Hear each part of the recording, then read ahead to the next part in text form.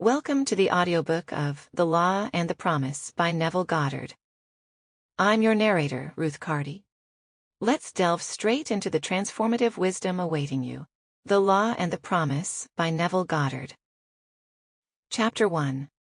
The Law, Imagining Creates Reality. Man is all imagination. God is man and exists in us and we in him. The eternal body of man is the imagination. That is, God, himself. Blake. The purpose of the first portion of this book is to show, through actual true stories, how imagining creates reality. Science progresses by way of hypotheses tentatively tested, and afterwards accepted or rejected, according to the facts of experience. The claim that imagining creates reality needs no more consideration than is allowed by science. It proves itself in performance. The world in which we live is a world of imagination. In fact, life itself is an activity of imagining.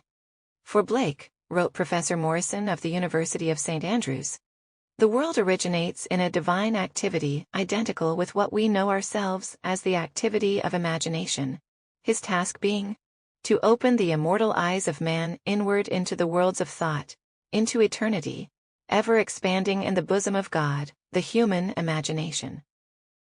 Nothing appears or continues in being by a power of its own. Events happen because comparatively stable imaginal activities created them, and they continue in being only as long as they receive such support. The secret of imagining, writes Douglas Fawcett, is the greatest of all problems to the solution of which the mystic aspires. Supreme power, supreme wisdom, supreme delight, lie in the far-off solution of this mystery. When man solves the mystery of imagining, he will have discovered the secret of causation, and that is, imagining creates reality. Therefore, the man who is aware of what he is imagining, knows what he is creating, realizes more and more that the drama of life is imaginal, not physical. All activity is at bottom imaginal. An awakened imagination works with a purpose. It creates and conserves the desirable, and transforms or destroys the undesirable. Divine imagining and human imagining are not two powers at all, rather one. The valid distinction which exists between the seeming two lies not in the substance with which they operate, but in the degree of intensity of the operant power itself. Acting at high tension, an imaginal act is an immediate objective fact.